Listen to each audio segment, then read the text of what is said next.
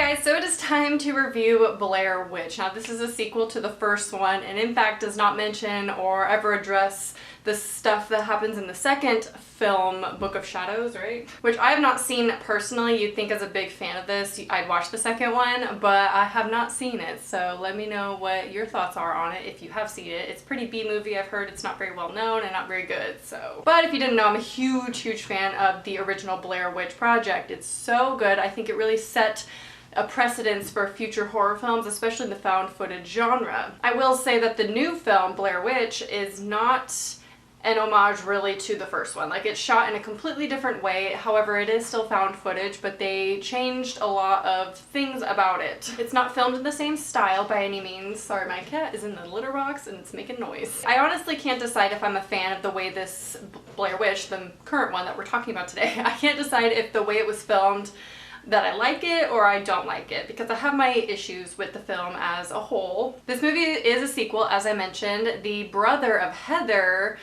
sees a video online and thinks that that is his sister. Like, it's a weird video that this person uploaded saying that they found it in the Blair Woods and he believes it to be Heather 20 years later, which right there is just unrealistic. But I'll go with it. Like, I'll go along with them. They had to make a sequel out of something, so they had to get them back in the woods somehow. One of his friends is doing a documentary and they decided to go into the woods where his sister disappeared with the other people from the camera crew and everything. We all know the first one, right? I don't need to go into that. And I'm gonna say that this movie had a lot of tropes, like a lot of just stereotypical horror things going on. There was stereotypical characters, stereotypical love interest, and the characters just lacked depth, you know? There was nothing going on with them. Like, it was just so shallow, and it kind of made it a little harder towards the end to really relate back to them or to feel sad for them or anything like that. Most of this movie is shock factor. Like, most of it is you're anxious because of the jump scares, which that is, I'm trying not to get like too aggressive about this right now, but that is my number one criticism.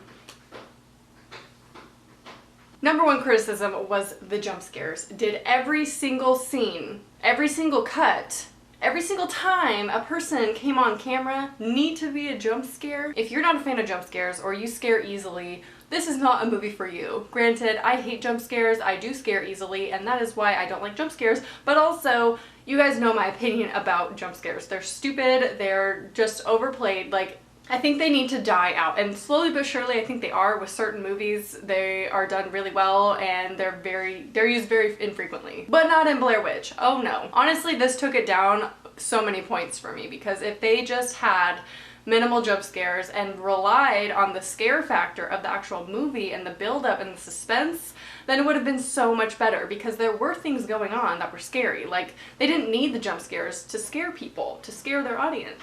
I will say something this movie had going for it was the marketing. It was also done in a very sly way, whereas in the first film it was marketed as real found footage. Like, this was real, these people were real, because they were not very big actors. They kind of just fell off the face of the earth and never really did anything again, so it was believable that maybe this could be real, which obviously it's not. But the way they marketed it, it made people believe that this was real footage. Obviously we know that not to be true with this one, but the method that they did for this movie was actually really cool too, especially in 2016. Like, it's kind of hard to get things past people. But this movie was actually secretly filmed over the past 5 years. It has been 5 years in the works, and not one whisper has been spoken about this movie until 2 months before its release at the 2016 Comic-Con. It was marketed as The Woods, as we all know. The trailer came out in theaters. It was like a whole thing. I was really excited for The Woods. I was like, this looks cool. You don't know any information about it at all. I feel like some people were suspicious, and some people did call that it was a Blair Witch sequel, which ended up being true,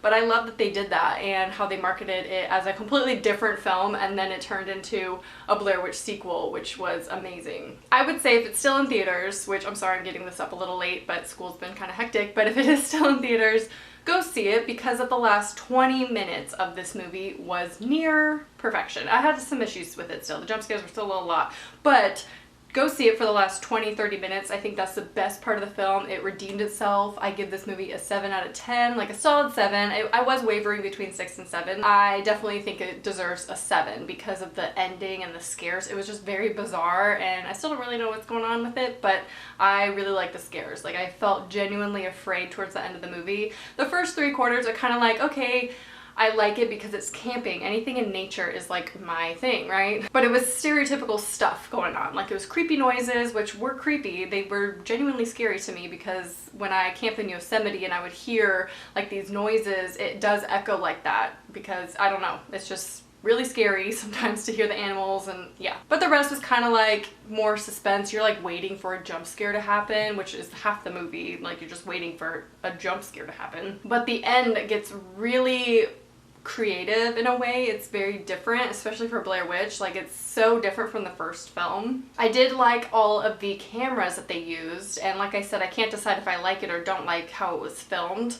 I like that in a sense it didn't feel like a found footage film the whole time. Sometimes that can get a little old. Now I do like found footage movies, so for me it's not a big deal if it's like kind of bumpy or like, you know how they do. But if you're not a fan of found footage, I think that you'd really like this movie because there's totally like different angles, different cameras. There's like a million cameras. People have it on their ears, so when they're looking at people, and then it switches cameras, so it's just more realistic, like how other movies are made nowadays. So if you're not a fan of found footage, you'd like this one. They even had a drone at one point, so you get the aerial shots, so they just go really into it. So before we go into spoilers, I'm just gonna say go see it. Don't hate me if you hate it, because it definitely has some flaws, I'm not gonna lie. But I do want to go into spoilers because I just think we need to talk about the ending and the people and the characters and who dies and stuff. So yeah, if you don't want to know what happens in the movie, then tune out now. One thing that I had an issue with that kind of goes deeper into a bigger issue in Hollywood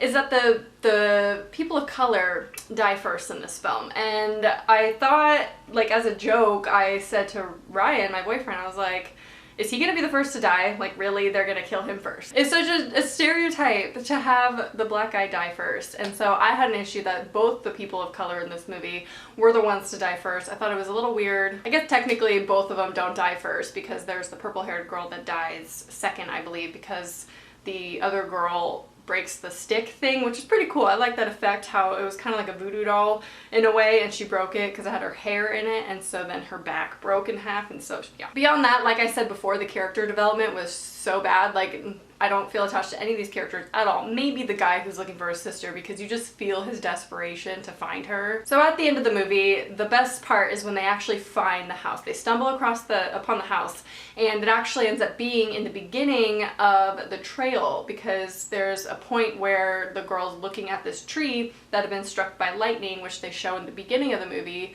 when they're entering the woods. There are some weird time travel things happening in this movie, which I liked, but it doesn't really tell you anything. Like they don't make ends meet, you know? Like they don't complete the story, and so you're kind of left with some open-ended questions like, wait, that wasn't his sister. It was actually this girl that they've been in the forest with the whole time, and it was just really bizarre, but I'll get into that. So the time travel thing was a little bit weird. The biggest one that was the weirdest was at the end when they're actually running through the house, and has a camera obviously, and she's looking for her friend who has gone into the house thinking Heather, his sister, is still in there. As she's running through, she actually passes a mirror in which you see her like pass through, and that is the footage that you see in the very beginning of the film that they found online. And that was the video that he saw that made him believe that his sister was still alive in this house in the woods. So it was really weird how they actually saw themselves in the house and not his sister. Like, she's long gone by now, like, yeah. But they don't really explain anything. Because it's a found footage film, you don't get any information other than what you see. It's a very straightforward way of filming. So sometimes that's good in a sense that you just want a straightforward horror film and it's not really that intricate.